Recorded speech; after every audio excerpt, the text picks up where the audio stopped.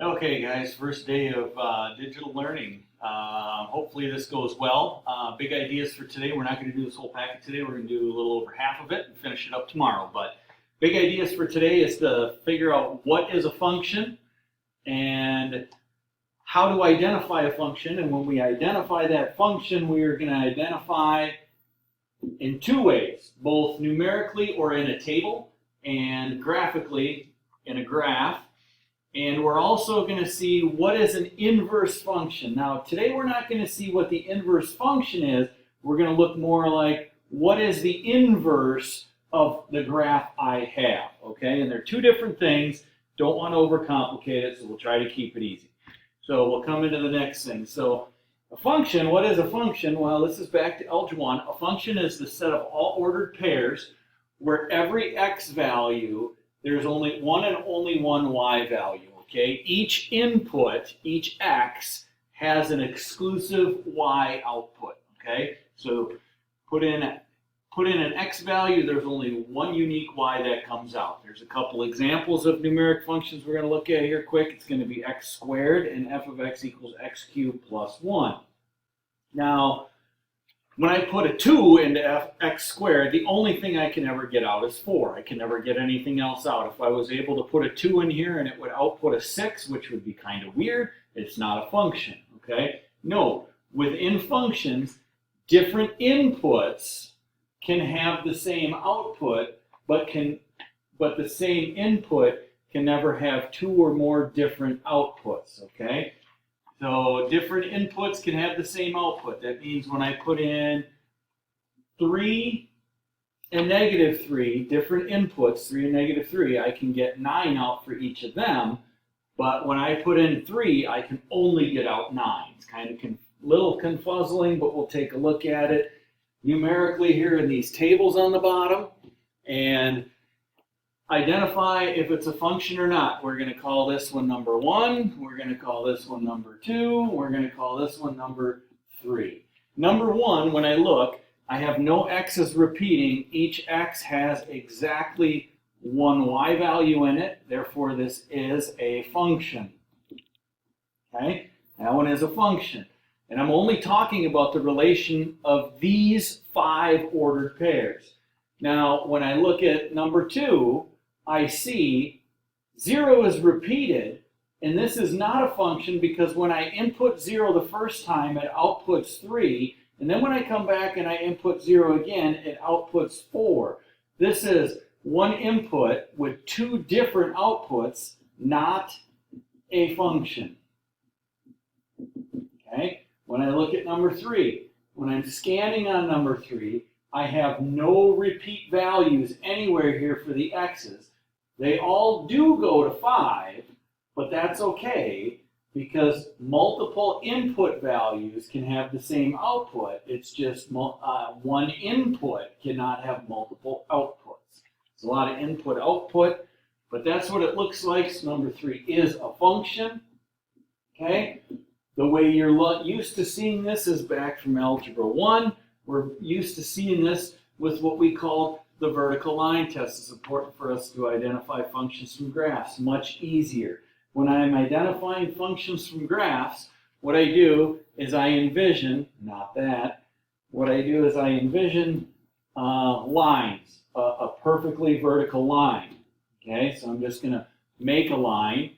In that line, what I'm going to do with it is I'm going to drag it across this graph, and if that line only hits the graph in one place, then it is a function. So number 1 is a function, okay? T-I-O-N.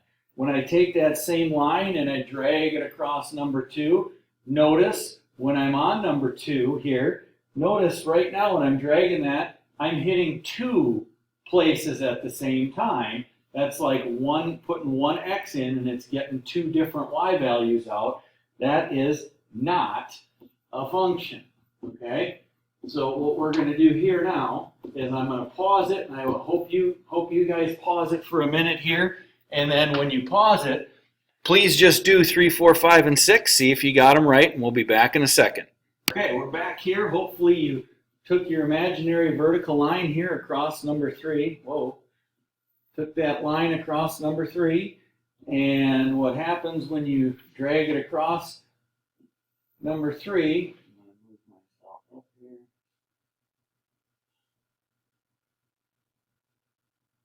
And as I grab this, notice it's only ever hitting one point at any given time. Therefore, this is a function. When I take that same exact line over here across number 4, it's only hitting 1 point. Now, right in here, it may appear it's hitting 2 points, but it is a function, and it is a function, okay? Because if I zoom in on this area right in here with my graphing calculator, the closer I zoom in, the more smooth that is going to look like. So as I would be dragging it into that zoomed in feature that I got there, I would be seeing, yes, that is a function, okay? Now when I come down here to number 5, notice I'm hitting 2 points, and I can't hit 2 points at the same time. So number 5 is not a function. And as you envision that same one here across number 6, notice number 6 would be a function. So yes, it is.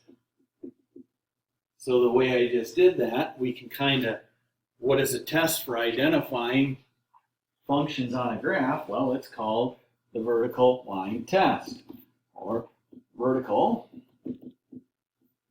line test, where vertical line can only touch graph once at any given time. And if that is true, it is a function. Okay? Now what we're going to do here in the second part is we are going to look at a function. Okay? What is the test for identifying functions on a graph if something is a function? Well, a function is defined as a set of ordered pairs x, y. So its inverse, a function's inverse, is defined as a set of ordered pairs y, x. Well, what that means is if I picked any point on this red graph, okay, say I picked the point over 2, up 1, 2, 3, 4. On that point, okay, on the red graph's inverse, okay, I'm 2, 4, on its inverse, I'm going to have the point 4, 2, because they swap ordered pairs. So if I go over 1, 2, 3, 4, up 2, okay, those are inverted points. Okay, they're inverse. Now notice on the notebook here, notice the inverse has 2 pieces. It's got a black piece and a purple piece. That's because the inverse of that red one, the inverse is not a function. It fails the vertical line test. Okay, when I look at the green one and the orange one, they are inverses of each other, and we're looking to see what is the graphical relationship of them. And also, when I look at the next two, the red and the blue, down here on this one, what's the graphical relationship, and what's the graphical relationship over here on the last one? Well, if you can see, maybe you can't see the graphical relationship. It is kind of tough to see, but the graphical relationship, what I'm going to do is I'm going to make a line here, and I'm going to extend that line, and I'm going to show you the graphical relationship. And I just did it again. So if I came here and I showed a graphical relationship, I'm going to grab that one up there. There it is on that one. If I grab it down here and I extend that line up here, and if I came down to the last one, and I gotta come back and do that again, and if I took that line and I extended that line, you can kind of see the graphical relationship between a relation or a function and its inverse.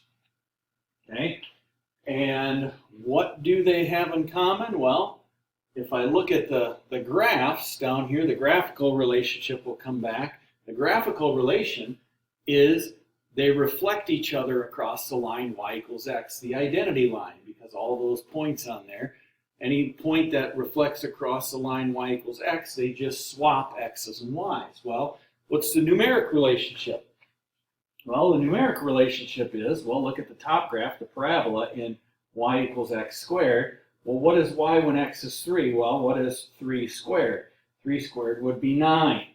And what is y when x is 9? Well, what's the square root of 9? It's 3. Notice my x comma y on the function became the y comma x on its inverse. When I look at number 2, that line, well, if I put 2 in here, I get 4 plus 3. This will output a 7. That's 7.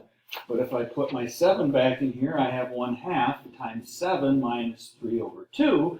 Well, that's 7 over 2 minus 3 over 2, which gives me 4 over 2, which gives me 2. Notice my x comma y on the function became my y comma x on the inverse. And down here, same thing. 4 to the third is 64. And if I put 64 in for the cubed root of 64, I get 4. And I can see the swapping of x and y and x for the inverse functions of each other. Okay? When I looked at the relationship up here, I drew all those dashed lines because the relationship is they are reflected, okay? They are the graphs. I'm going to say graphs are reflected across line y equals x, which is the identity line. And another word for reflected would be symmetric. They're symmetric across the line y equals x. They swap all x's and y's, which becomes a little bit more evident, hopefully, here on our last slide. Whoops, I get rid of this thing from my screw up. I had to start recording. But basically here, we have graphed f of x equals the opposite of the cubed root of x already. We want to graph its inverse. Well, we're going to find algebraically how to find the inverse, but it's super easy to do, and we're going to use ordered pairs to help sketch it. So what I'm going to do is I'm going to grab a couple ordered pairs across this that I know. Like I know that point is 0, 0, and I know this point here, well, that point there is 1 comma negative 1. I know this point over here, this one's going to be 8 comma negative 2, and this point over here, this is going to be negative 1 comma 1, and this point out over here is going to be 8 comma 2. Well, if I want to graph the inverse, what I'm going to do is I'm going to take all these ordered pairs and I'm going to swap x and y. So this is negative 2, 8. This one is 1, negative 1. This one is 2 comma 8. And what I'm going to do is I'm going to go ahead and I'm going to graph these 5 ordered pairs. So I get 0, 0. I get negative 1, 1. I get negative 1, 2, 8. And I get 1, negative 1. And I also get 2, negative 8. And then when I connect these points, as I know how to connect these points in a graph, I end up with that graph. Okay? And when I'm looking at my graphical relationship, again, it's going to reflect across the line y equals x. I did it again. I got to get rid of this. I'm going to leave part of that there. I grabbed the wrong line. And I want it straight. I don't want it curved. Both sides, that black graph, and I'll try to make it a little bit better here. The black graph that was given, okay, and the red graph are reflections of each other across that line. So why don't you take a minute here, find some ordered pairs on number 2, and we're going to be done after number 2. Find some ordered pairs, replot that graph, and connect a graph to see what the inverse looks like, and we will come back to see if you got it right.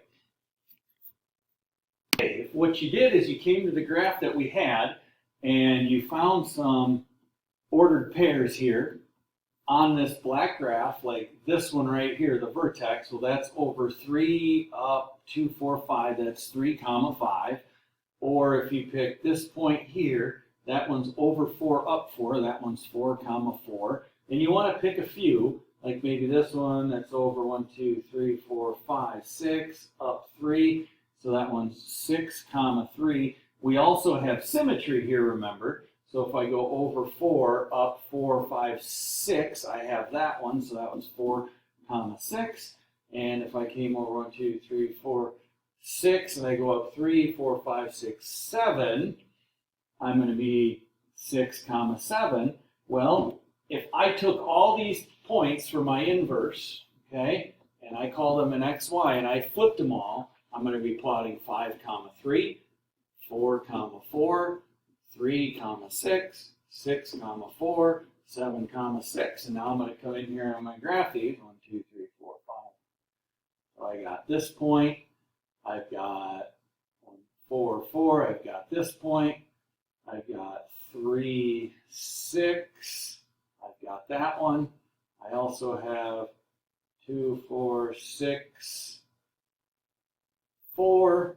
And I also have 7, 6, and if I connect those points, that is the inverse. The red one is the inverse of the black one. Now note, the black graph is not a function, and also I can see these are inverses of each other because they are perfect reflections across that line y equals x. If I flip the black one across the line y equals x, I get the red one.